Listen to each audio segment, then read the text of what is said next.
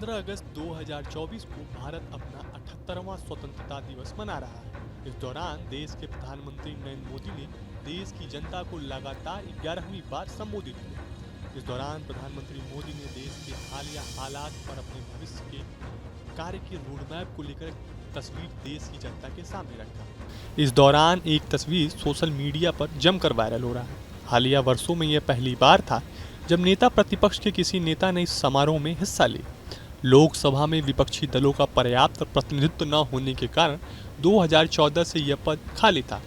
राहुल गांधी पारंपरिक सफेद कुर्ते में नजर आए। लाल किले पर रेड कारपेट से होते हुए वह उस जगह पर पहुंचे जहां उनके लिए सीट रिजर्व थी। उनके अगल बगल में ओलंपिक में प्रतिभाग करने वाले खिलाड़ी बैठे थे। राहुल के ठीक आगे ओलंपिक में कांस्य पदक जीतने वाले भारतीय हॉकी टीम के सदस्य ललित उपाध्याय बैठे थे। इसके अलावा यहां अग्रिम पंक्ति में मुख्य न्यायाधीश जस्टिस DY चंद्रचूड़ और लोकसभा स्पीकर ओम बिरला मौजूद थे। देखिए, उनको कोई फ़र्क नहीं पड़ता उन्हें वो कहाँ बैठा है, वो लोगों के दिलों में बसते हैं। इन्होंने उनको संसद से बाहर किया, अपने सरकारी घर से बाहर किया।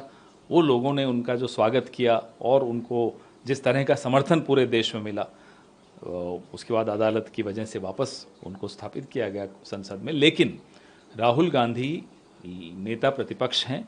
हम भी जब सरकार में थे तो भारतीय जनता पार्टी के नेताओं को हम पहली या दूसरी रो में बैठाते थे। मुझे अच्छी तरह याद है, ये आपको भी याद होगा। लेकिन इन्होंने जानबूझकर संविधान की सारी परंपराओं को, नियम कानूनों को की धज्जियां उड़ाते हुए राहुल जी को 5वीं रो में 5वें स्थान पर बैठाया।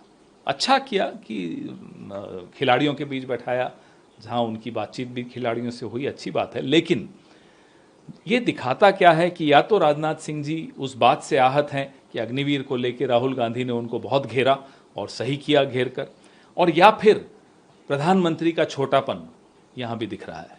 यह चर्चा विपक्ष के नेता के तौर पर उन्हें पीछे की पंक्ति में बैठाए जाने को लेकर हो रही है। लेकिन अब इस पूरे मामले पर रक्षा मंत्रालय ने स्पष्टीकरण दिया है।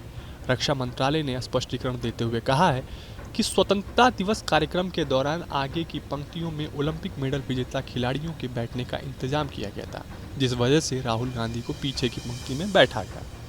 अन्यथा प्रोटोकॉल के मुताबिक विपक्ष के नेता को आगे की पंक्ति में बैठाया जाता है। आपको बता दें कि राष्ट्रीय कार्यक्रम के आयोजन और इस तरह के आयोजन में बैठने की व्यवस्था का काम रक्षा मंत्रालय का होता है। लोकसभा में विपक्ष के नेता का पद 2014 से 2024 तक खाली रहा। ऐसा इसलिए क्योंकि उस अवधि के दौरान किसी भी विपक्षी दल के पास इस पद के लिए अर्हता प्राप्त करने के लिए पर्याप्त सांसद नहीं थे। हालांकि हाल में ही हुए लोकसभा चुनाव में कांग्रेस पार्टी की सीटों की संख्या 99 पहुंचने के बाद 25 जून को राहुल गांधी को लोकसभा में विपक्ष का नेता नियुक्त किया गया। आपको बता दें कि प्रधानमंत्री नरेंद्र मोदी ने लाल किले के प्राचीर से देशवासियों को संबोधित किया। इस दौरान प्रधानमंत्री ने भ्रष्टाचार के खिलाफ लड़ाई ईमानदारी के साथ जारी रखने की प्रतिबद्धता जताते हुए भ्रष्टाचारियों के महिमा मंडन के चलन पर चिंता प्रकट की।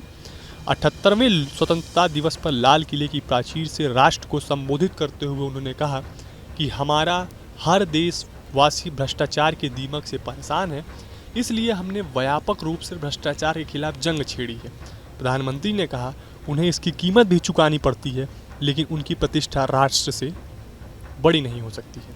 तो आपको हमारा ये वीडियो कैसा लगा हमें कमेंट बॉक्स में ज़रूर बताएं।